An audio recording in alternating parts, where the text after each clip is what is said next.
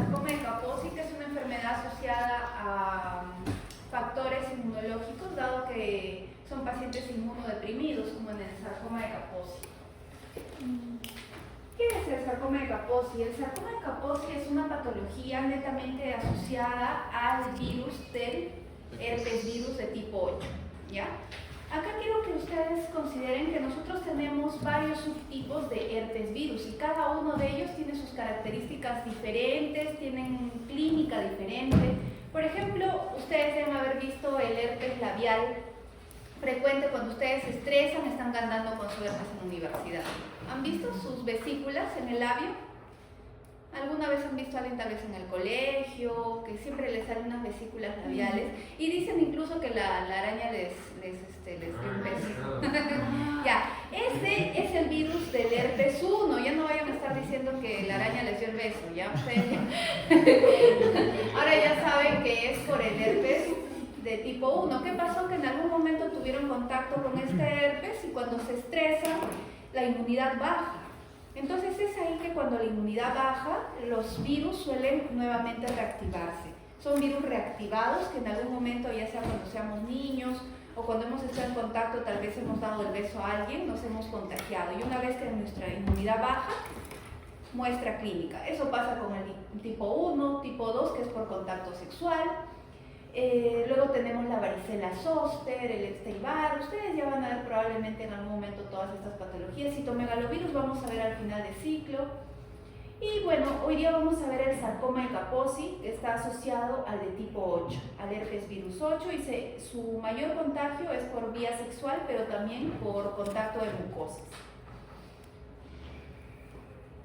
Esta es una patología endémica en algunos países como en el África.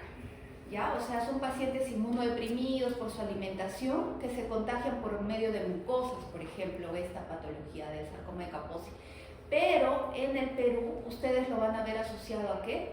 A pacientes con VIH. ¿Por qué? Cuando el VIH baja, cuando da VIH, bajan los CD4.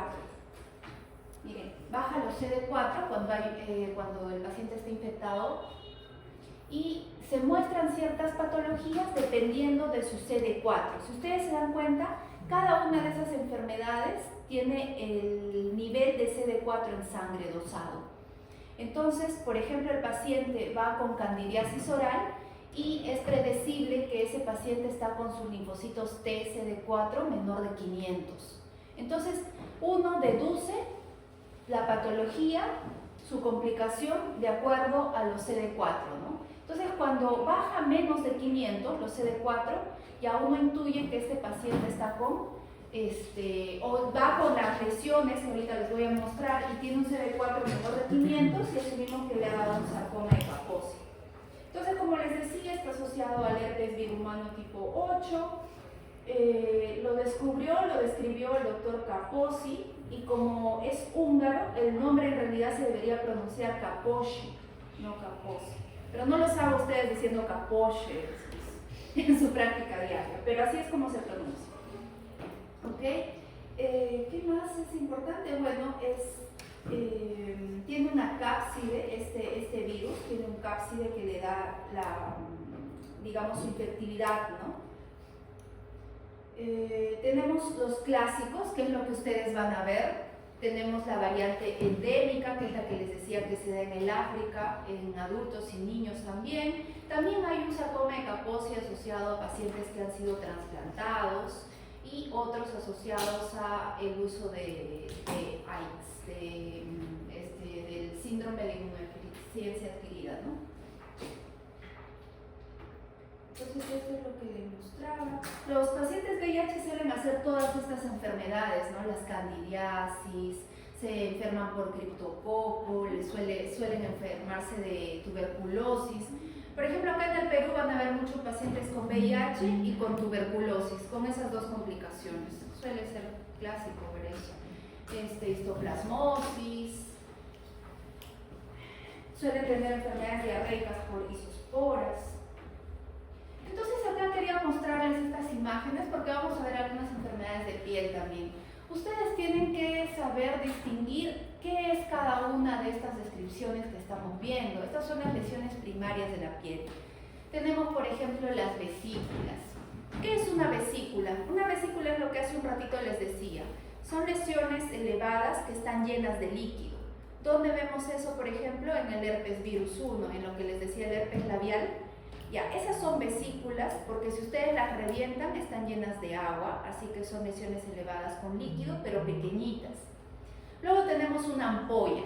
¿Cuál es la diferencia entre la vesícula y la ampolla? La ampolla es una lesión más grande llena de líquido que es la unión de varias vesículas. Esa es una ampolla, por ejemplo. Pústulas son aquellas que vemos en el acné. Son ampollas pero que se han infectado y ya dentro tienen microorganismos. Las máculas, por ejemplo, cuando hablan de máculas, son lesiones totalmente planas, que no son elevadas y suelen tener color. Por ejemplo, las máculas de las gestantes, han visto que les salen manchitas en la piel, medias oscuras, medias marroncitas, ya, esas son máculas, por ejemplo. Los nódulos son más grandes de 1 centímetro, es una pápula pero grande. Luego tenemos las manchas, que ya son alteraciones en la pigmentación, como el vitiligo, por ejemplo. Y las placas, que son lesiones elevadas pero grandes. Un buen ejemplo de una placa es la psoriasis. Ahora vamos a ver psoriasis también.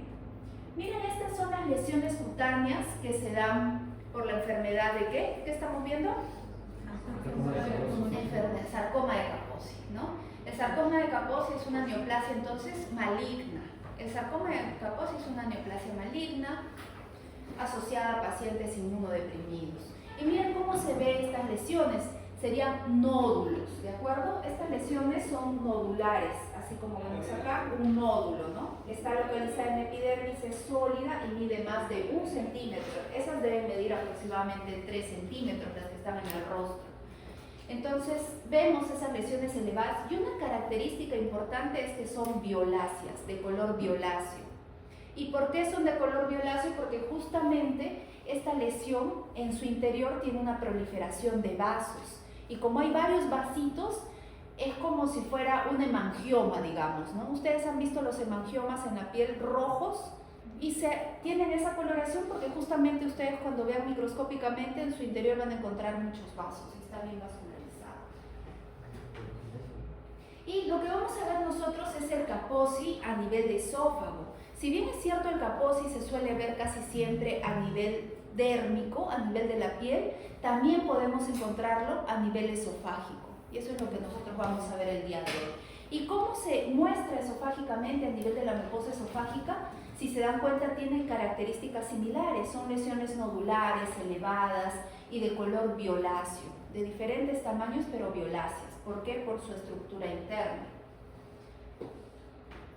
Y miren, es una lesión nodular, cubierta por ¿qué epitelio? ¿Qué epitelio tiene el esófago?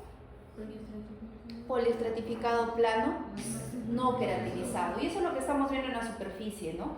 Un epitelio estratificado, poliestratificado plano, no queratinizado. Ese es el epitelio del esófago, que lo vemos acá. Y si se dan cuenta, tiene esa forma nodular, justamente similar a la que se ve en el esófago macroscópicamente. Tiene esa forma nodular bien delimitada. Pero ¿qué vemos en su interior? Nos vamos a acercar un poco más.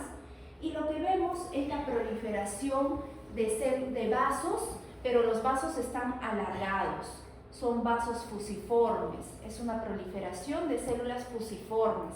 Fusiforme quiere decir alargado. Fusiforme. ¿Ya? Se ven células fusiformes, alargadas, que no son más que células endoteliales. ¿Qué son las células endoteliales? ¿Qué es el endotelio? ¿Recuerdan? Son las células especializadas de los vasos, se llama endotelio. Entonces miren cómo han proliferado células endoteliales dentro de esta lesión y es por eso que ahí ven bastantes glóbulos rojos, porque dentro de estas células, dentro de la formación de este endotelio se forman vasos y esos vasos en su interior tienen abundantes glóbulos rojos. Miren, algunas células endoteliales se ven alargadas. A esto me refiero cuando es fusiforme, alargado. Son alargadas. Y eso es característico. Las células endoteliales que proliferan son fusiformes. Eso es lo que tienen que buscar. ¿Qué más? Hay glóbulos rojos en el interior porque está lleno de vasos. está lleno de vasos, con atipia de las células, por eso son fusiformes, y en su interior tienen vasos. ¿Y cuál sería su diagnóstico diferencial de esto? Un hemangioma, por ejemplo, un hemangioma. ¿Y cómo diferenciamos un hemangioma de esta lesión? Porque el hemangioma no tiene atipia. Las células se mantienen planas, son vasos planos. ¿Ustedes se acuerdan cómo se ve una célula endotelial normal? ¿Cómo es un vaso? ¿Cómo se ve el endotelio? ¿Se acuerdan? Es plano. Tenemos un vasito, ¿no? Esta es la luz del vaso y su endotelio, esos son sus núcleos, son planos. Esas son las células endoteliales, ¿no? El endotelio. Ahí está la luz y sus células endoteliales son planitas. Pero si ustedes se dan cuenta, acá hay un vaso y miren este núcleo. Acá hay otro vaso, miren este núcleo. Acá hay otro vaso y miren este núcleo. ¿Se dan cuenta que son células atípicas? Ya, por eso esta es una neoplasia. Si fueran proliferaciones, si fueran vasos, digamos, con su endotelio plano, sin atipia, eso sería un hemangioma. Pero como es atípico, esto ya es neoplásico. ¿Cuál es la otra característica de esta patología? Que los hematíes no se mantienen dentro del vaso, sino que los hematíes salen del vaso. Entonces están fuera del endotelio, salen, están extravascular, salen y se van al estroma. Acá tenemos más, ¿no? De esas células endoteliales fusiformes, alargadas. Como les digo, eso no es normal dentro de células endoteliales. Y los vasos están fuera de donde deben estar, los hematíes. Eso se le llama extravasación, salen del vaso, extravasación de hematíes. Extra, fuera. Igual acá, ¿no? Miren, claramente, miren la atipia que hay de las células, ¿no? Son células endoteliales atípicas, acá está multinucleada, fusiforme, o sea, alargadas, algunas con su cromatina incluso más densa. ¿Qué es la cromatina? ¿Dónde encontramos la cromatina, doctora? ¿En qué parte de la célula? En el núcleo. Entonces, cuando hay una neoplasia, la cromatina se desordena y por eso la vemos así más densa, ¿no? Hipercromatismo, ¿de acuerdo? ¿Queda claro el sarcoma de Kaposi?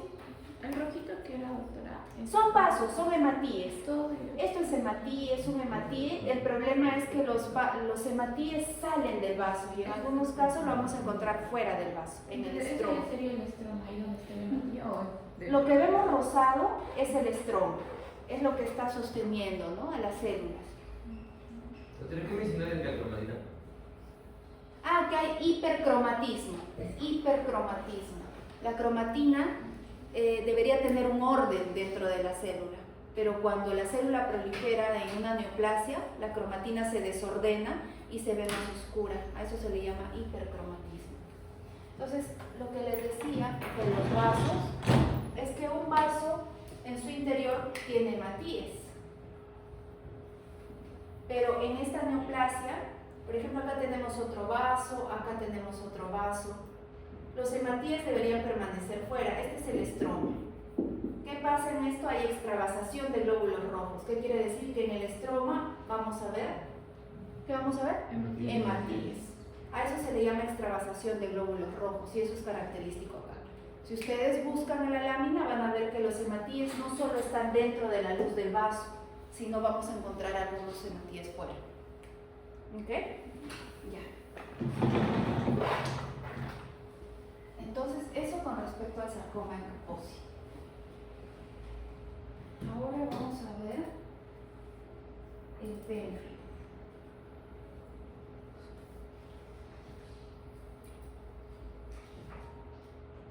Entonces, miren, cuando ustedes vean lo que es inmunología, que la semana que viene me dicen la van a ver, ¿no?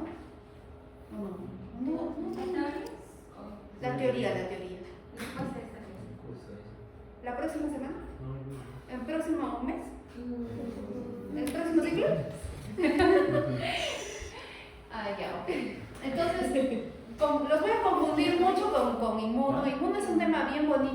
bien complejo. Ya cuando lo vean en sus Robbins, me van a entender porque aparte de inflamación, inmunología es lo más grueso que hay en el Robbins, porque es bien complejo. Ahí tienen que ver todas las enfermedades de hipersensibilidad, la tipo 1, la tipo 2, la tipo 3 y la tipo 4. Cada una de ellas tiene sus características. Ahí van a ver cómo, por ejemplo, frente a un antígeno, los anticuerpos reaccionan y por qué se forman los inmunocomplejos. Es un tema bien bonito, bien apasionante, pero tienen que revisarlo con mucho cuidado, ¿ya? Para que puedan entenderlo. Entonces, ¿estamos bien? Estas son las láminas que están en su guía. Sí. ¿Sí? Qué raro que no hayan hecho teoría de esto. Ya. Entonces, no sé si darles un poco de teoría para que me entiendan esto.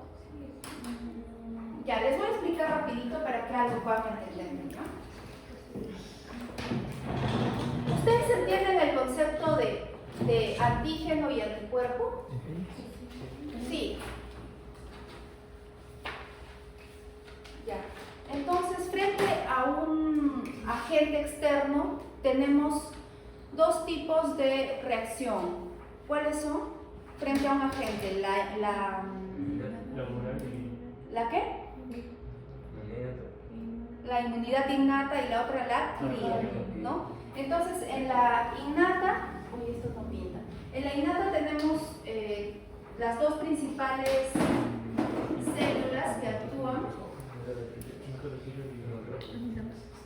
No vamos a...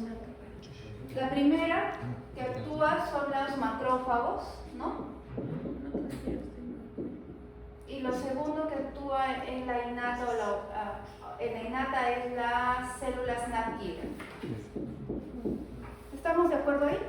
Esas son las primeras células en salir y actuar frente a un agente externo, ¿no? Ya sea un virus, una bacteria. ¿Y lo segundo cómo se llama? ¿La inmunidad? Adquirida, ¿no? Entonces, ¿acá quiénes actúan? Los linfocitos B y los linfocitos T. Entonces, por ejemplo, acá tenemos un vaso.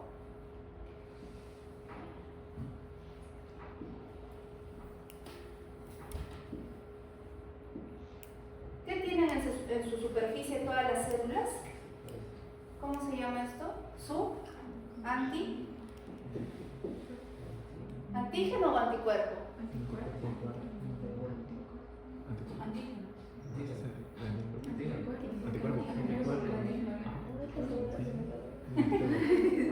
A ver, decídanse, chicos, ¿qué es?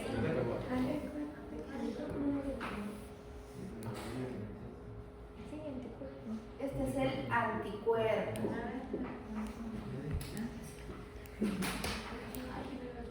Y por ejemplo, si esta fuera una bacteria, ¿esto qué sería? El antígeno. ¿Quiénes tienen antígeno? En general también muchos, no solo factores externos tienen antígenos, sino cuando se presentan nuevos elementos dentro de un tejido, estos siempre tienen que presentarse si ingresan a un tejido nuevo, entonces también tienen sus antígenos. ¿Qué pasa cuando hay una hipersensibilidad? Dependiendo, ya ustedes lo van a repasar, hay tipo 1, tipo 2 y tipo 3 y falta el tipo 4. El tipo 1 está ligado a las IgE. Acá encontramos, por ejemplo, ¿qué cosa? El asma. Todas las enfermedades alérgicas que ustedes conocen están dentro de la hipersensibilidad tipo 1. ¿Qué quiere decir hipersensibilidad?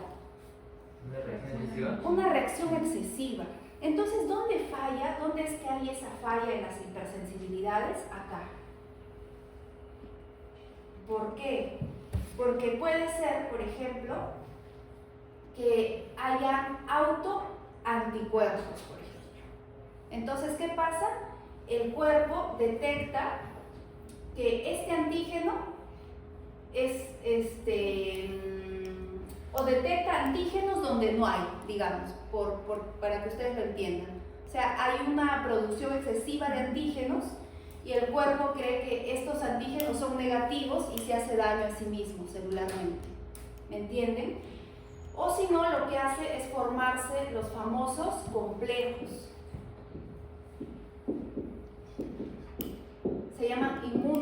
inmunocomplejos. Entonces se une anticuerpos con antígenos que no debería, porque el anticuerpo detectó algo que no hay, y esto excesivamente se empieza a formar dentro del cuerpo y se daña a sí mismo. ¿De acuerdo? Entonces, por ejemplo, ¿alguien recuerda dentro del 2 cuáles están? ¿Qué patologías están?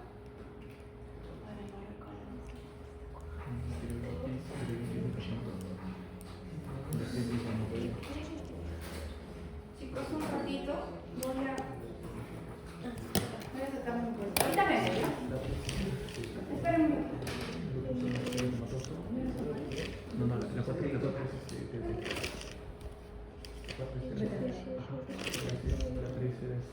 Aquí está. Citotóxica.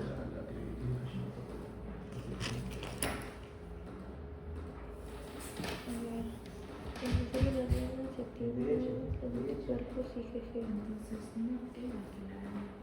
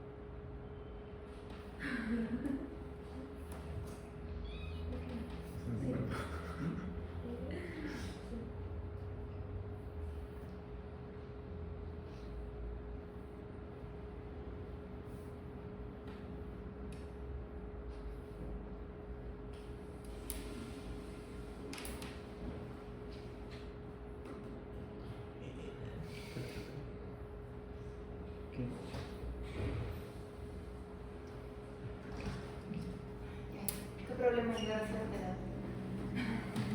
Ya, entonces,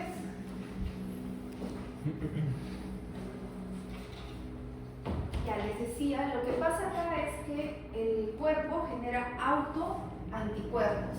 ¿Hasta ahí entiendes?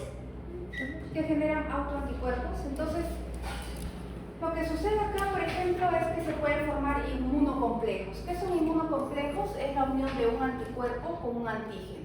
Se forman un montón de estos y se depositan en zonas que no deberían. Y eso termina haciendo daño a diferentes órganos, por ejemplo, el riñón. ¿Ya? Entonces se depositan y dañan esas zonas. Eso, por ejemplo, se da en los inmunocomplejos. Eso, la producción de inmunocomplejos es a nivel de la hipersensibilidad 3. La 4 es la que está mediada por los linfocitos T.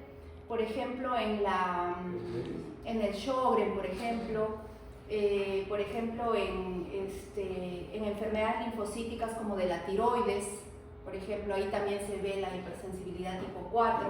No olvidemos que los linfocitos T son los últimos en llegar cuando hay una inflamación o cuando hay un agente externo, y son los que presentan a los anticuerpos, son los presentadores. Entonces, cuando hay una falla a nivel de ellos y hay una detección que no se debe, que en realidad, digamos, se generan antígenos que no existen, el cuerpo se daña a sí mismo de alguna forma.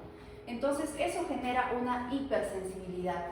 Y cada una de esas patologías, como las que vamos a ver ahora, son de diferentes tipos de hipersensibilidad. Puede ser de la 1, de la 2, de la 3, de la 4, dependiendo exactamente qué parte del proceso inmune ha atacado. Entonces, ¿qué sucede más o menos acá para que me entiendan? En la piel, ¿ustedes recuerdan las capas de la piel? De la epidermis. Histológicamente tenemos la basal, tenemos la espinosa. ¿Qué más tenemos arriba? La granulosa, la lúcida, y la que está más arriba es la córnea. ¿Se acuerdan de eso? Más o menos. En la espinosa, para que las células estén unidas, las células epidérmicas estén unidas unas con otras, existen unas uniones, ¿no? Que se llaman los desmosomas, que son como unas pequeñas líneas, unas rayitas que se ven histológicamente. Eso es a nivel de la espinosa. Pero ¿qué pasa para que la espinosa esté adherida a la capa basal? Necesita de los hemidesmosomas, ¿de acuerdo? Entonces, para que estas células se mantengan unidas una con otra, necesitan estos desmosomas. Pero para que estas células se encuentren unidas a la capa basal, necesitamos el hemidesmosoma. Entonces, ¿qué sucede acá? Lo que sucede es que hay anticuerpos frente a las proteínas de los desmosomas. Hay anticuerpos frente a esas proteínas. ¿Ok?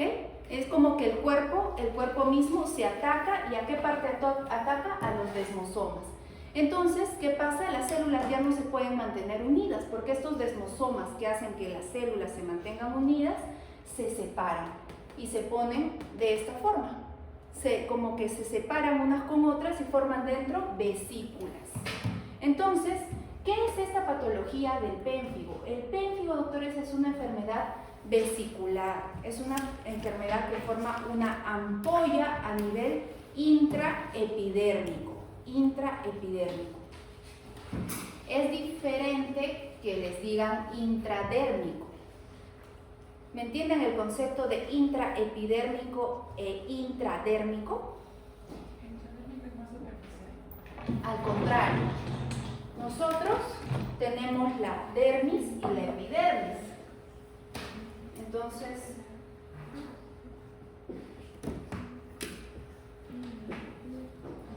esta es la epidermis y esta es la dermis.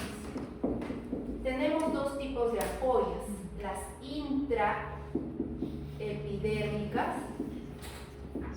y las intradérmicas. Las intraepidérmicas están en la epidermis y las intradérmicas están en la dermis.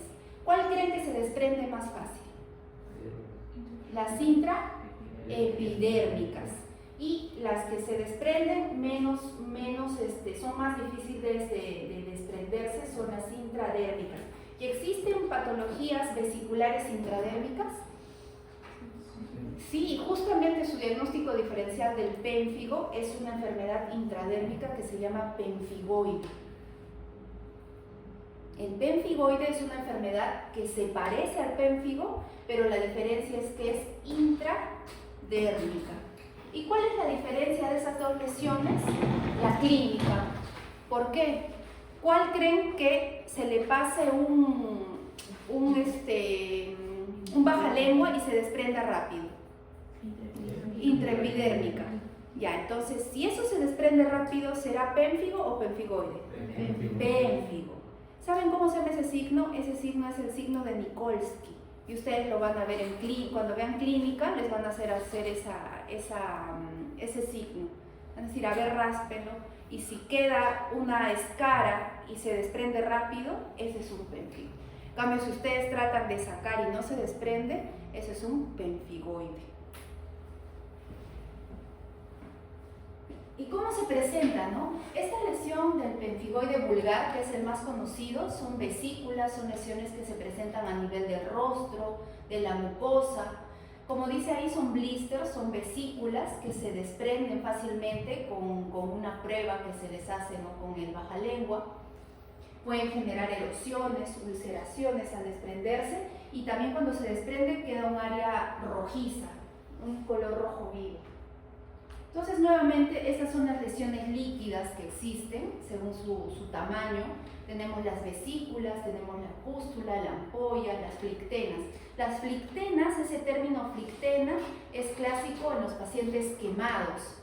La ampolla es una lesión llena de líquido chiquita, en cambio la flictena ya es grandaza. Y eso lo vemos en ¿quiénes? En pacientes quemados. Son lesiones elevadas, llenas de líquido en pacientes que han sufrido quemaduras. Flictenas, esa es una flictena.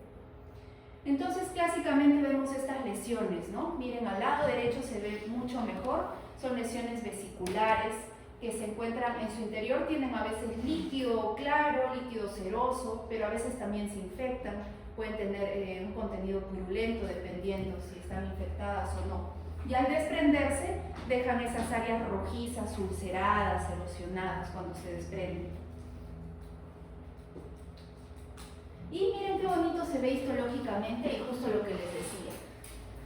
Acá quiero que vean la diferencia. Miren, ¿cuál será intraepidérmico? ¿La de la derecha o la de la izquierda? Intraepidérmico. La derecha. Entonces, ¿la derecha qué es?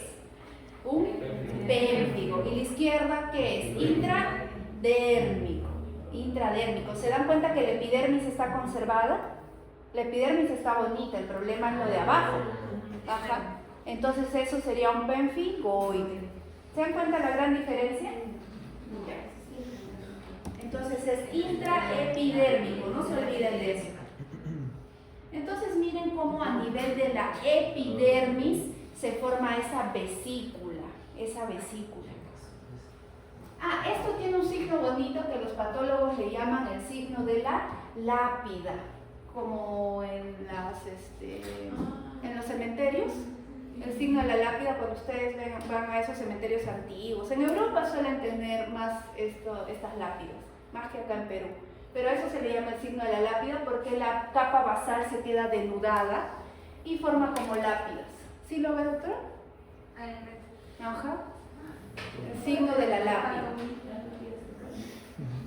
¿Y eso por qué? Porque la basal se queda denudada, se queda libre y le da ese signo. Nuevamente, ¿no? Se ve una vesícula a nivel de la epidermis. Se ha roto un poco la parte de arriba, pero sí se ve un espacio en blanco, ¿no? Eso se le llama una vesícula intraepidérmica, se ve el signo de la lápida. Dentro de esta vesícula ustedes se preguntarán qué hay. Por lo general no debería haber ni infiltrado inflamatorio ni ninguna célula. Tendría que estar libre, pero a veces se infectan y se pueden ver células inflamatorias. Doctora, ¿cuál es la vesícula? Lo de arriba. Lo que pasa es que la vesícula, un poco que ha invadido también ¿a qué cosa? ¿Cómo se llama esto? Al folículo. Pero todo esto que estoy señalando es la vesícula. Y esta parte de acá se ha desprendido. Acá esto debería continuar por toda la superficie. Pasa que esto acá se ha desprendido. Ese es el epitelio. Ese es el epitelio de la epidermis, ¿no? Debería continuar todo esto. Ok, gracias. Esto nuevamente, ¿no? El signo de la lápida, cómo ha quedado, permanece ahí la capa basal bien bonita. Acá se ve mejor, ¿no? Así es como debería verse, ¿ven? Se ve la epidermis, acá está conservada y acá se empieza a formar la vesícula, que es este espacio en blanco. Hay algunas células en su interior, algunas células epidérmicas, y la membrana basal se mantiene intacta. La membrana basal se mantiene intacta. Lo que se ha desprendido son las células de la espinosa y se ha formado ahí la vesícula. ¿Por qué? ¿Qué ha pasado? ¿Quiénes son los que se han visto afectados acá? ¿Qué proteínas? Los desmosomas. Por eso es que se forma esa vesícula ahí en la epidermis. Igual, más de lo mismo. Miren, se ve bonita ahí la vesícula. La basal se mantiene, tiene el signo de la lápida ahí abajo en la basal. Acá lo que ha puesto es lo que ustedes preguntaban, ¿por qué se iba hasta abajo la vesícula? Porque algunas veces toma algunos folículos, puede afectar algunos folículos también, ¿de acuerdo? Algunas áreas foliculares o algunas glándulas sebáceas también. Y eso es la diferencia que les ponía, ¿no? La diferencia que hay entre las vesículas intraepidérmicas y las intradérmicas. Ya, entonces ese es el pérfido. Ahora vamos a ver otra del pie también, que es la psoriasis. Esta es una enfermedad inflamatoria crónica y también es de origen autoinmune. Y esto lo van a ver cuando caminen, ahí en la universidad, de pronto puede tener, porque es frecuente, o sea, entre 100 2 a 3 personas tienen esta patología, así que en algún momento deben haber visto esta lesión. Esta lesión afecta principalmente a la piel. ¿Y a qué zonas? A zonas en las cuales nos solemos recostar, por ejemplo, y las zonas de extensión también. Acá por los codos, los brazos, los antebrazos, codos, rodillas. Acá también en la parte de la nuca, ahí también se suelen ver estas lesiones. Ahora les voy a mostrar cómo se ven. Se encuentra de igual forma en hombres y mujeres en un promedio de 20 a 50 años. ¿Y cómo se ven estas lesiones? Así, miren. Entonces, según los cuadros que les he mostrado, ¿qué sería esto? Máculas, pápulas, pústulas. Ya se están viendo ustedes. ¿Sí? ¿Qué es? ¿Qué es? ¿Mácula? No, no es una mácula porque una mácula... sí, pero esta está elevada. Son lesiones elevadas. No, porque vesícula está llena de líquidos. ¿Qué son? Placas. Placas, son placas. Son placas.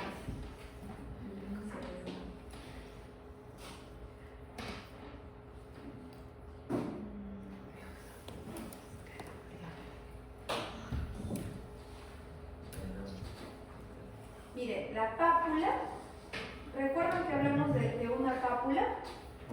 ¿Se acuerdan? Vimos una pápula, es una lesión elevada. Es una lesión elevada que en su interior puede tener diferentes contenidos, puede tener células inflamatorias, pero una pápula es una lesión elevada, pero es menor de 1 centímetro. Cuando ya es mayor de 1 centímetro esta pápula, ya se convierte en una placa, que es lo que nosotros estamos viendo, que es una lesión elevada, como esta.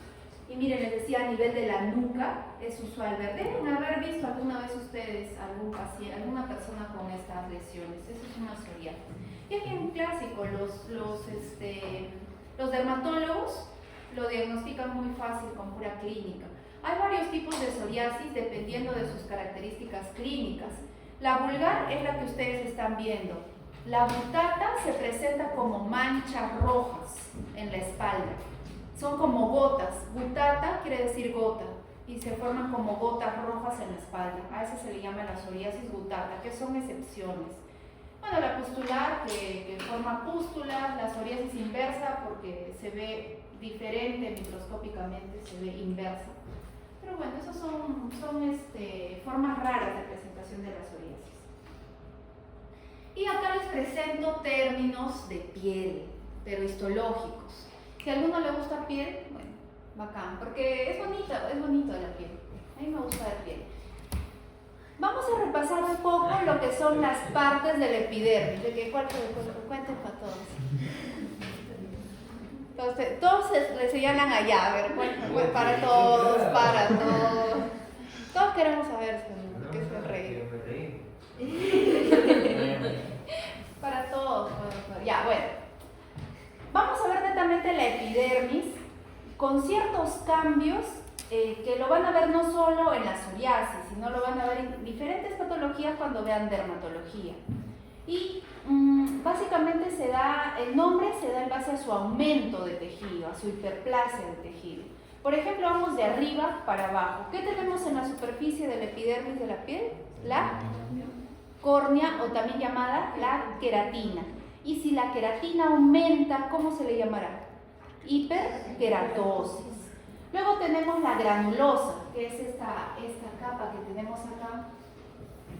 Esta, que es más oscurita, esa es la granulosis. Si aumenta la granulosa, ¿cómo se llamará? Hipergranulosis, como vemos acá. Hipergranulosis. Todos esos son cambios hiperplásicos. ¿Qué quiere decir? Que la piel se vuelve más amplia, que la epidermis se hiperplasia.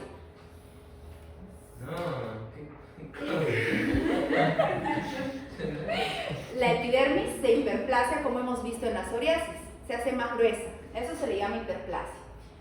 ¿Por qué se ve así? Porque justamente han sucedido estos cambios. Hay hiperkeratosis, hay hipergranulosis, y a la parte de la espinosa No se le puede llamar hiperespinosis, por ejemplo. Entonces, ¿cómo se le llama? Esponjiosis.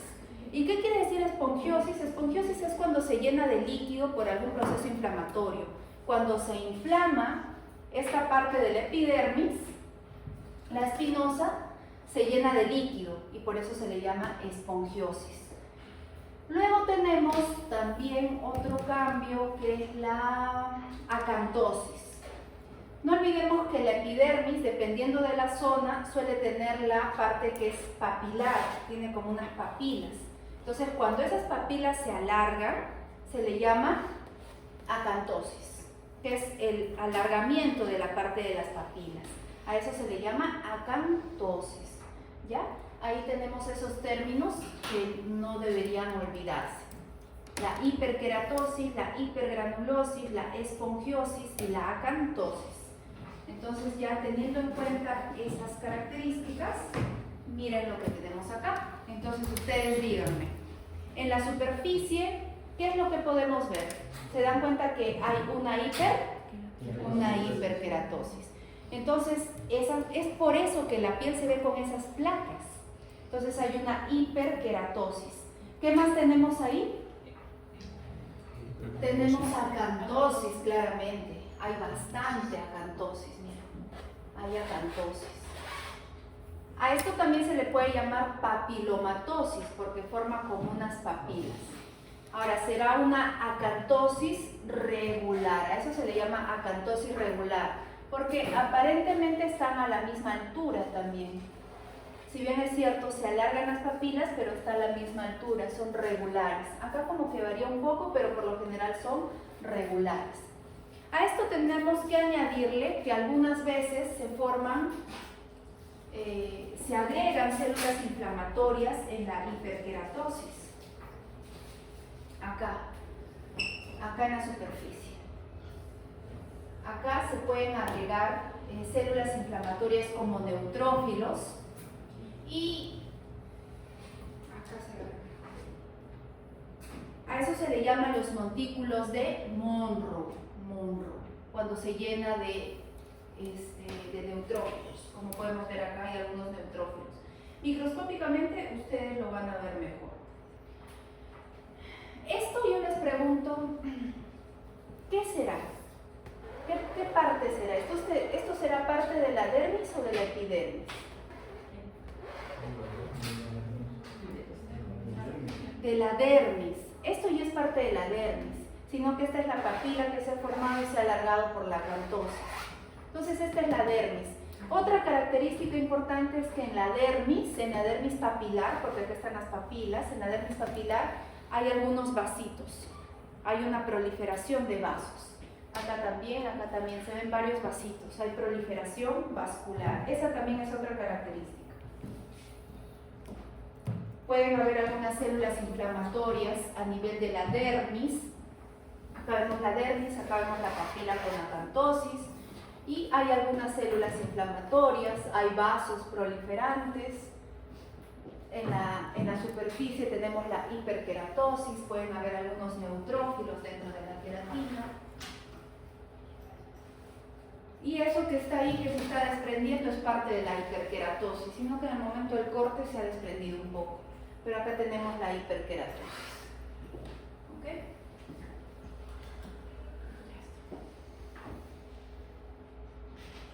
Ahí, acá miren, acá tenemos algunos neutrófilos que les decía, que se acumulan ahí dentro de la queratina. Acá hay algunos, un neutrófilo, otro neutrófilo. Eso búsquenlo ahí ahora que vean las láminas. Se tendría que ver bien clarito, que son los montículos de Monro. Miren, acá se ve mejor, ¿ven? Acá hay unos agregados de neutrófilos.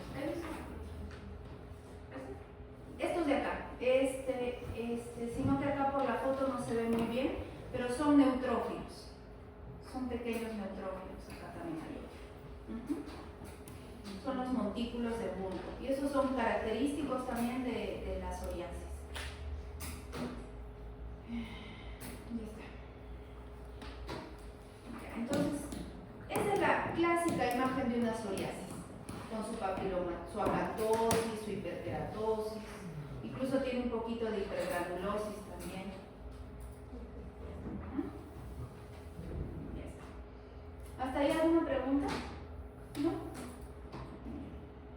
Ya vamos a acabar.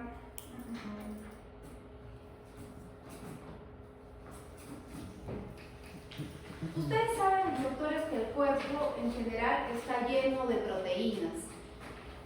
Tenemos proteínas en toda parte del cuerpo, pero el problema es que hay una patología que se llama amiloidosis. ¿Y qué sucede en amiloidosis? Las proteínas tienen un orden para doblarse, un orden. Pero ¿qué pasa? Se plegan adecuadamente. Eso es lo ideal, que tengan un plegamiento ordenado. Pero cuando estas no tienen un plegamiento ordenado, sucede esto. Hay un mal plegamiento de las proteínas y estas van a, digamos, a formar complejos de fibrillas, como se puede ver acá. O sea, entonces, ¿qué es el amiloide? Son proteínas mal plegadas que se distribuyen, que se acumulan en diferentes partes del cuerpo. Entonces, como no tienen un buen plegamiento, se acumulan y no pueden ser fagocitadas por los macrófagos y se depositan de una forma inadecuada en diferentes partes, en diferentes estructuras. Entonces, tenemos varios tipos y uno de ellos que probablemente ustedes han escuchado son las células que se originan dentro de las células plasmáticas, como el plasmocitoma o como sobre todo como el plasmocitoma. ¿Han escuchado hablar del plasmocitoma? Bueno, igual en algún momento probablemente van a ver, pero es bien frecuente ver plasmocitomas asociados al mal plegamiento de las proteínas. Luego tenemos otra causada por la activación de algunos macrófagos asociados a la interleucina 1 y 6 que se producen a nivel del hígado. Estas también producen proteólisis limitada y por ende un mal plegamiento de las proteínas, el depósito de estas proteínas en órganos que no deberían estar tampoco. Y hay otra asociada a una mutación de las proteínas.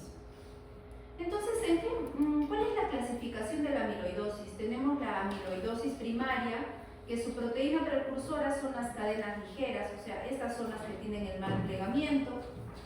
Sus entidades asociadas son el famoso mieloma. Luego tenemos las amiloidosis secundarias asociadas a artritis reumatoide, a tuberculosis, a enfermedades intestinales. Tenemos las familiares. Entonces hay varias patologías asociadas al mal plegamiento de las proteínas. Incluso la enfermedad de Alzheimer. Ustedes saben que el Alzheimer está asociado también al mal plegamiento de algunas proteínas. ¿Ya? Entonces son enfermedades también de tipo inmunitario. Vamos a ver lo que es la amiloidosis cardíaca. Entonces, vamos a ver que sintomatológicamente estos pacientes empiezan a hacer insuficiencia cardíaca. ¿Por qué? Porque estas proteínas mal plegadas se empiezan a acumular dentro del miocardio. Entonces, si son en poca cantidad, probablemente no causen ningún daño. El problema es cuando estas proteínas causan daño porque son en gran cantidad, se agregan en gran cantidad y a veces, como en el órgano del corazón, en algún momento, después de muchos años, puede causar una insuficiencia cardíaca. Incluso afecta a veces los nodos, puede afectar el nodo sinusal, por ejemplo, y puede causar alteraciones en el ritmo cardíaco, vale decir, puede causar arritmias cardíacas. Luego también puede causar estrechamiento de algunas válvulas, incluso engrosamiento de algunas paredes, dependiendo exactamente en el lugar donde se deposite. Entonces al paciente lo que hay que hacer es un electrocardiograma o un ecocardiograma y hacerle su confirmación diagnóstica. Se le piden estudios de inmunoglobulinas, estudios de autoanticuerpos. ¿Y cómo lo vemos macroscópicamente? Comparen, miren, por ejemplo, el septum, ¿no? Que el septum aparentemente está libre, pero miren estas manchas blanquecinas, transparentes, que se pueden observar a nivel de la válvula del ventrículo izquierdo. Miren, ¿se dan cuenta que hay unas manchas blanquecinas? ¿Logran ver? Acá hay una grandaza. ¿Sí? No, sí. Ya. Esos acúmulos que hay ahí blanquecinos, esas formas blanquecinas que hay de forma irregular acumuladas, no es más que el amiloide, son complejos de amiloide que hay ahí. Miren cómo se le puede hacer el diagnóstico de la amiloidosis. Puede ser también de forma con biopsia, se le puede hacer una biopsia y es necesario pedirle un estudio adicional que se le llama rojo de Congo. Es una tinción que se le hace al tejido y se le pone una, ¿cómo se llama esto? ¿Fluorescencia? No, este no es inmunofluorescencia, es la luz de, ahorita me acuerdo. Ahorita me acuerdo, vamos a seguir, en el transcurso me acuerdo. Ya. Entonces acá tenemos el músculo cardíaco y podemos ver que el amiloide tiene esta característica, esta presencia de estas manchas, esta forma media eosinófila, estos depósitos eosinófilos que se van depositando en diferentes partes, ¿no? Miren cómo empieza a depositarse la presencia de estas áreas eosinófilas, amorfas, porque no tienen una forma clara, son de diferentes tamaños, de diferentes formas. Entonces, si en algún momento estos depósitos siguen aumentando, podrían influenciar en la fisiología normal de la musculatura cardíaca, podrían producir ciertas arritmias, como les mencionaba, ¿no? Entonces, miren, se ve este material amorfo, eosinófilo, en diferentes partes. Acá también.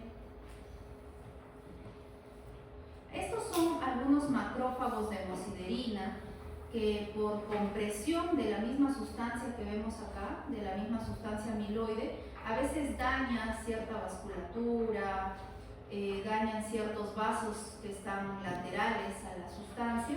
Entonces salen los macrófagos y se convierten en macrófagos de hemosiderina, con sangre en su interior por el mismo proceso inflamatorio. Entonces pueden haber algunos acúmulos de hemosiderina también, que son macrófagos con sangre, ¿no? Tenemos macrófagos con hemosiderina y miren estas áreas, este material rosado, ¿no? Depositado. Entonces, este amiloide se encuentra a nivel, no olviden, extracelular.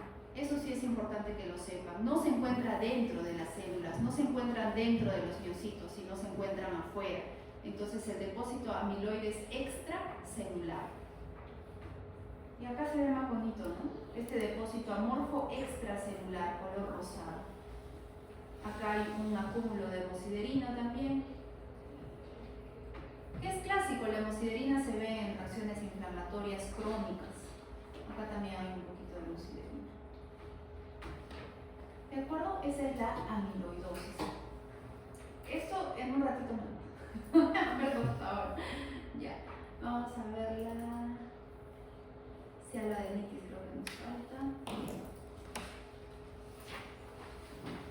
La cialodenitis también es llamada el síndrome de Sjögren.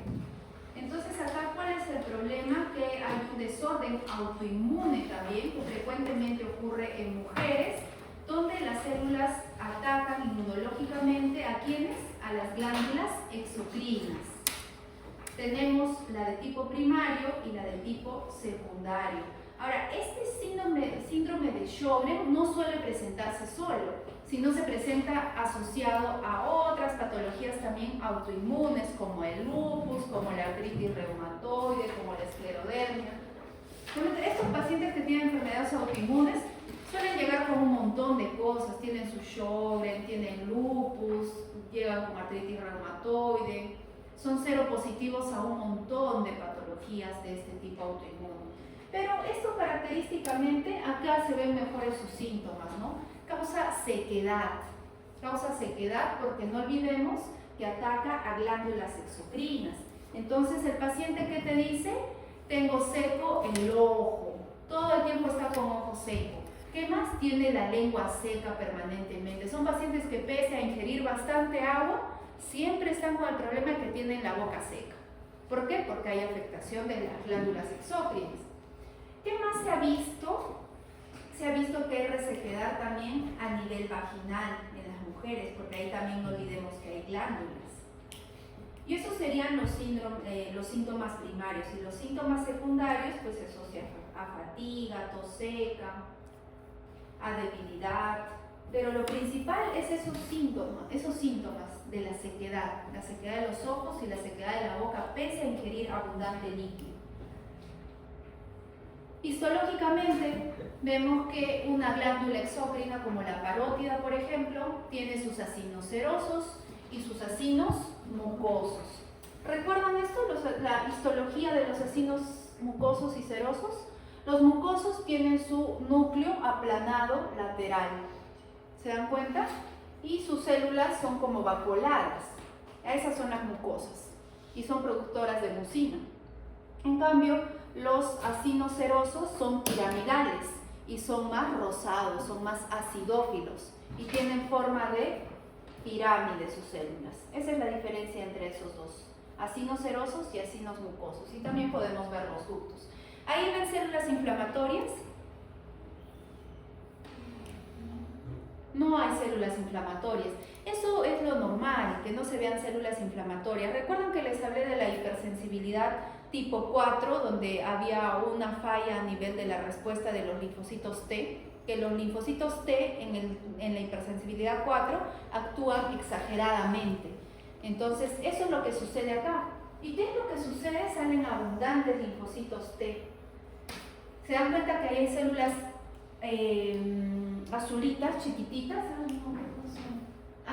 Se ven células pequeñitas, azules acá. Miren, hay un montón de células azulitas chiquititas. Ahorita nos vamos a acercar. Esos son linfocitos de tipo T. Entonces, ¿qué sucede en la cianoadenitis o el Sjögren? Lo que sucede es que los acinos son atacados por células linfáticas. Y miren cómo hay un montón de células linfáticas a nivel periacinar y también en el estroma. Incluso se pueden formar, acá no se ve, pero se pueden formar nódulos linfáticos. Se pueden formar nódulos linfáticos grandazos, pero no es normal ver células linfáticas periacinares en gran cantidad como vemos acá. Esa es una enfermedad de Sjögren. Si con el tiempo, mira, ahí se ve un par de ductos también atacados, ¿no? Acá hay un ducto, otro ducto con una inflamación linfocitaria bien notoria. Hay bastantes linfocitos atacando los ductos. Entonces, esto de acá es clásico del síndrome de Sjögren. Si esta enfermedad persiste en muchos años, ¿qué va a pasar? Los acinos se atrofian. ¿Recuerdan? Vimos atrofia testicular y se acuerdan de la hialinización.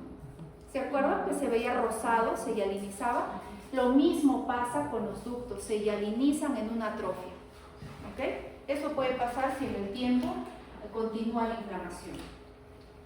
Igual acá, miren cómo hay una inflamación linfocitaria periductal, periacinar. Miren qué interesante, ahí hay un montón de linfocitos periacinares. También pueden haber plasmocitos, ojo, ¿eh? ¿Recuerdan la diferencia entre plasmocito y linfocito? ¿No? Histológicamente, ¿cuál es la diferencia? El núcleo, ¿no? El núcleo del linfocito, prácticamente en el linfocito solo se ve el núcleo, no se le ve el citoplasma. En cambio, en el plasmocito sí tiene un citoplasma rosado y tiene la forma de una cometa. Es como una cometita. Ahorita lo voy a dibujar. Ahí tenemos más infiltrado inflamatorio. Incluso cuando se atrofian los acinos, miren, está siendo reemplazado por células inflamatorias. ¿Se dan cuenta que ya no hay la misma cantidad de acinos acá? Hay disminución de los acinos también porque está siendo reemplazado por el infiltrado inflamatorio linfoplasmocitario, pero a predominio de linfocitos. Y ahí también se ve más. Ese es el síndrome de Sjögren histológicamente. Y por último, los nódulos reumatoides. ¿En quiénes se ven los nódulos reumatoideos? Obviamente en pacientes seropositivos con artritis reumatoide. Deben haber visto viejitos con unos nódulos a nivel de las manos y de los codos. Doctora, está con sueño.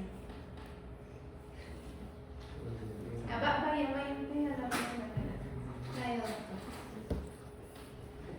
Entonces, ¿qué vemos acá en los nódulos reumatoideos? Vemos la presencia de nódulos, como su mismo nombre lo dice. ¿En qué parte vemos los nódulos? Casi siempre se presenta a nivel del olecrano. ¿Recuerdan el olecrano, no? El que forma el codo, el olecrano. Ahí y en la parte entre las falanges y entre el metatarso falángica, entre esas zonas. Se ve en las falanges proximales, mas no suele verse en las falanges distales. Casi siempre es en la falange proximal y en falange metatársico. Esas son las zonas más frecuentes, o sea, más proximal. En la distal no se suele ver mucho. Y histológicamente es muy fácil de, miren, así es como deben haber visto pacientes con las manitos así, con nódulos reumatoideos. ¿Cómo son estas lesiones clínicamente?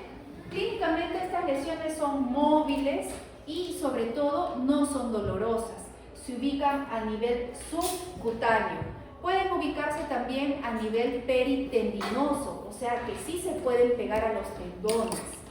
Y ahí sí puede causar ciertas molestias. No necesitan operarse, pero el problema es que a veces se infectan, porque en su interior tienen necrobiosis. ¿Qué quiere decir necrobiosis? ¿Necro qué es? Necro es muerte y bio, vida. Entonces son células muertas dentro de este nódulo. Tienen necrobiosis en su interior. Entonces podría fácilmente infectarse. Si se infecta, sí se puede retirar, pero más no es lo ideal. No se debería dar tratamiento retirándolos. Y es de mal pronóstico. Si un paciente que tiene artritis reumatoide empieza a presentar estos nódulos, quiere decir que ese paciente no ha estado teniendo tratamiento, que se ha descuidado. O sea, son de mal pronóstico. ¿Qué más? Está asociado también a pacientes fumadores. No es desencadenante, pero sí está asociado a pacientes fumadores. ¿Qué se puede parecer? Es muy diferente el ganglioma, ¿no? Es diferente el ganglioma, es muy diferente. Eso aparece, Creo que acá. suele aparecer en las muñecas. Y es una lesión que sí se extirpa porque es doloroso. Y está asociado a lesión netamente benigna de los nervios periféricos. Y si es benigno. ¿Y si explota ese ganglioma? ¿Puede llegar a explotar? Sí se rompen los gangliomas y se operan, pero se queda como en su interior tiene una especie de tejido mucoide, se retira todo y no hay ningún problema. Sí, es benigno, realmente es benigno. Pero en cambio esto sí no se debe operar. No tendría sentido porque igual en algún momento va a volver tal vez a... Y son móviles, como móviles que se mueven o que puede ser en cualquier... No migran, son móviles nada más en la misma lesión. ¿O a qué se refiere? Por eso, aquí está la lesión inmóvil, es que, o sea... ¿Migran a otros lados? ¿Lo pueden mover? O sea, No. Móvil quiere decir que en su mismo sitio puede desplazarse alrededor. Esa es una lesión móvil, que se desplaza ahí donde está, pero no lo puedes hacer migrar a otro lado. En su sitio puedes movilizar. Esa es una lesión móvil. Y las lesiones móviles todos están mirando a su mano. Y las lesiones móviles suelen asociarse a benignidad. Cuando son malignas las lesiones, es como que tienen mucha vascularización y ya no pueden moverse. Están como empotradas las lesiones malignas. Las móviles suelen ser benignas y son subcutáneas, pero hay excepciones porque también hay estos nódulos en pulmón, ¿no? También se puede ver esto en pulmón, pero no es lo más usual. ¿Les recuerda algo esta lesión? ¿Algo que hemos visto? Granuloma, ay, qué bueno que se acuerdan. Gracias a Dios. Acá al medio tenemos la famosa necrobiosis o necrosis, pero en este caso le llamaremos necrobiosis. Es necrosis, son células muertas, son neutrófilos muertos, y lo que tiene alrededor, esa es la característica de esta patología, que alrededor tiene células epiteliales o histocitos en empalizada. ¿Ustedes saben qué es una empalizada? ¡Ay!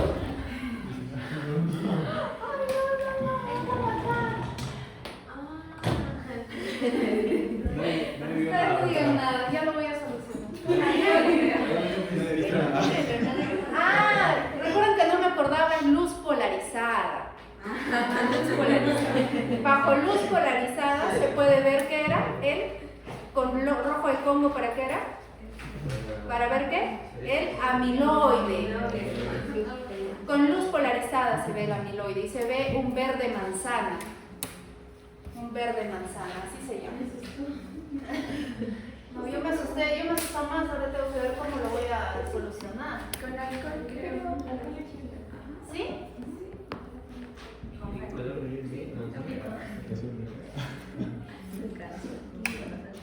¿A qué les hace recordar la empalizada? ¿A qué palabra? No empanizado, porque esté con hambre,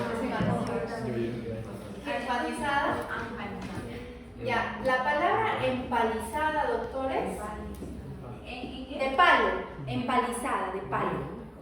¿Qué quiere decir empalizada? Cuando las personas tienen un terreno grande, ¿cómo lo cercan? Con palos, algunos. Entonces a eso se le llama empalizada, está lleno de palos, una empalizada. Y eso pasa en este tipo de granuloma, porque forma como un granuloma, cuerpo extraño. Entonces, forma las células epitelioides que hay alrededor. Ya, me olvidé decirles. Este nódulo reumatoideo se forma básicamente por una hipersecreción, por llamarlo, una hipersensibilidad de macrófagos. Una hipersensibilidad de los macrófagos. Entonces, ¿qué pasa?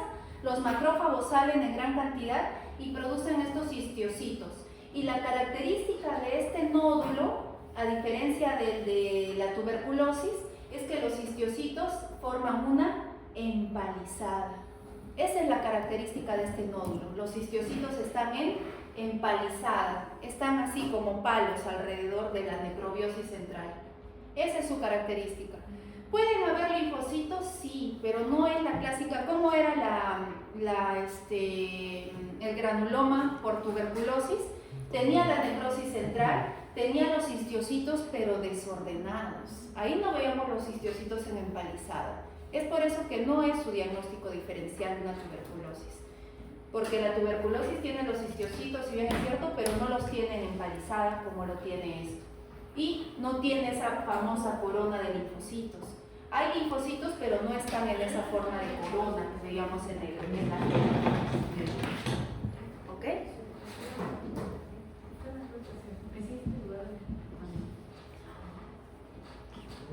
Miren, acá se ve bonito en la empalizada. Acá tenemos la necrosis. Y miren esto, acá logran ver como palitos, como que los histiocitos no ven, ¿no?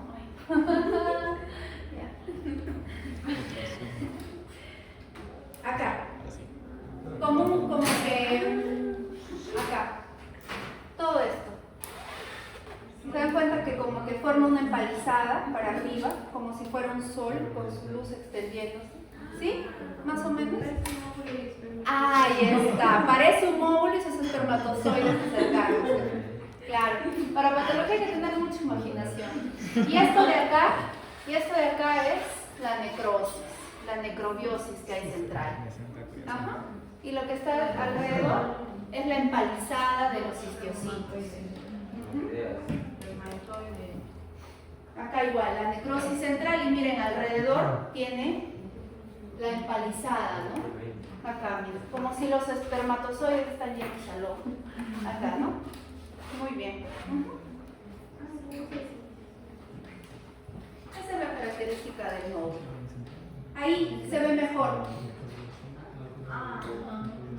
¿Se dan cuenta? Tiene como una empalizada, ¿no? Y al centro la necrobiosis. Nódulo reumatoideo. Ese es el Sjögren, la enfermedad de Sjögren, de la boca seca, los ojos secos que les mencionaba, donde se ven los acinos con el infiltrado inflamatorio. Ahí más, ¿no? Al lado izquierdo está la empalizada de los histiocitos y al lado derecho de rosado está la necrobiosis.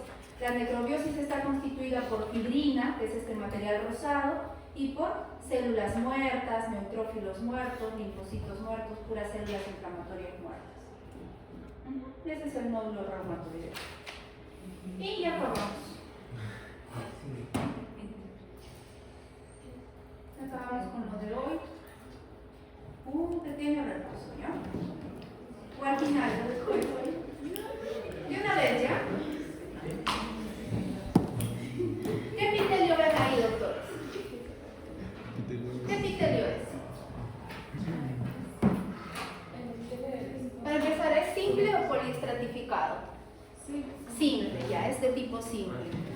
cúbico? Cilíndrico. Es cilíndrico simple. ¿Dónde solemos ver? ¿Dónde hemos visto cilíndrico simple estos días? Hemos visto en estómago y ¿en dónde? En apéndice secal. En estómago y en apéndice secal, en esos dos. Pero esto no tiene las famosas foviolas que se ven en el estómago. Entonces, ¿qué es esto? Es el apéndice, es el apéndice. Es un apéndice. ¿Qué más vemos ahí? Estas famosas células que están acá, ¿cómo se llaman? Caliciformes, ¿no? Tenemos las células caliciformes. Entonces, lo que estamos viendo acá son células inflamatorias en la mucosa, abundantes. ¿Dónde veíamos eso? En una apendicitis. Esa es una apendicitis. Entonces les pongo acá la imagen donde se ve toda la pared del apéndice con su mucosa y los neutrófilos invadiendo la pared. ¿Por qué? ¿Cuál es el concepto de una apendicitis histológicamente? Que los neutrófilos invaden, ¿qué, doctores? La muscular. ¿Qué habrán estado haciendo ustedes en la clase de la semana pasada? Ya, entonces tenemos células inflamatorias a predominio de neutrófilos a nivel de la muscular. ¿De acuerdo? Ese es el concepto histológico, que pueden romper toda la pared, pueden formar abscesos, pueden romper la serosa, pueden hacer una peritonitis, dependiendo. Eso es una apendicitis aguda. ¿Y qué vimos acá? Ustedes acá el tip es que ustedes reconozcan estos palitos que hay acá. ¿Qué es? Un helicobacter, una gastritis crónica por helicobacter. Y el tip de esta imagen es que ustedes vean la bacteria, que es extracelular y se deposita a partir de, ¿en qué parte? Suele estar en el moco, ahí le gusta. Entonces eso es una gastritis crónica. ¿Qué más hemos visto? ¿Qué ven acá? ¿Qué células ven acá? Díganme todo lo que ven. No ven nada. Yo pensando que se iban a cansar de darme la lista, ¿no? Siempre me confundo. Acá, neutrófilos, plasmocitos, macrófago, este es un macrófago, linfocitos, plasmocitos, células muertas. Hay algunas células muertas acá. Ahí arriba. Fibrina. Si pongo un montón de células muertas con algo de tejido graso en su interior, pero prácticamente ya siendo necrosado, porque todo esto es una necrosis, es pus probablemente eso de allá, que vimos el absceso de epiplon. Y el epiplon es tejido graso, pues doctores, por eso se ven adipocitos maduros ahí en su interior. Entonces ahí lo que tienen que ver primero, ver eso, y son un montón de células inflamatorias, células muertas, macrófagos. Eso es pus, lo que vemos ahí. Y acá vemos que es un epiplon. Sé que es una imagen muy difícil de pronto porque tendría que memorizarse la imagen. Pero bueno, voy a pensar si lo pongo o no. Y esta está sencilla, ¿no? Acabamos de ver algo bien parecido. ¿Qué es? ¿Usted sabe qué es?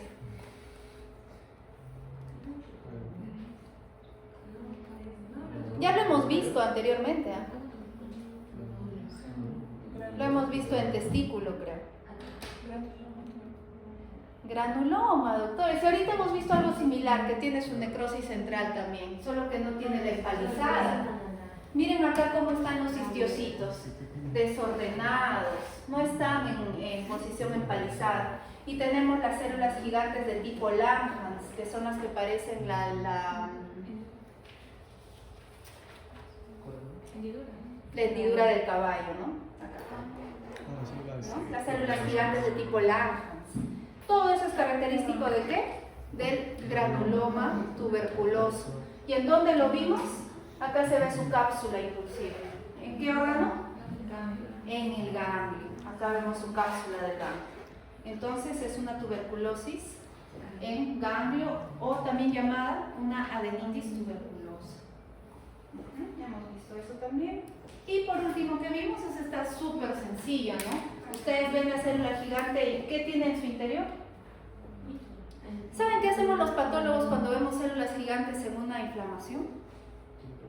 Lo primero que hacemos es buscar qué hay dentro de la célula gigante. Porque la célula gigante se suele fagocitar el agente. Entonces decimos, ¿qué hay dentro de esa célula gigante? Y a veces encontramos ahí el agente que está causando la inflamación. Y eso es lo que pasa acá. Nos acercamos bien con el microscopio y miren lo que encontramos. ¿Cómo se llama? Paracoxidio. Un paracoxidio, que tiene la típica forma de timón de barco. Entonces, este es el tip. Cuando vean ustedes una célula gigante, vean qué hay en su interior. Y lo mismo pasa acá. Miren por qué les digo eso y con esto se confirma. ¿Qué es lo que vemos allá arriba? ¿Qué es? ¿Una célula? ¿Qué es? Si esta es una célula normal, ¿esa qué será? Una célula gigante. ¿Y qué hay en su interior? Hay un cuerpo extraño que probablemente sea un hilo. ¿Por qué? Porque acá se ve el hilo, miren. Entonces, ¿cuál es el tip? Buscar dentro de la célula gigante. ¿Qué hay? Un hilo. Ya tenemos el diagnóstico. Es una reacción granulomatosa a cuerpo extraño.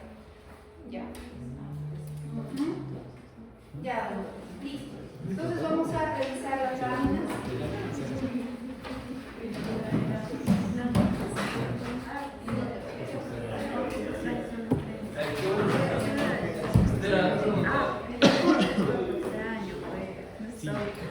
Eso es que estaban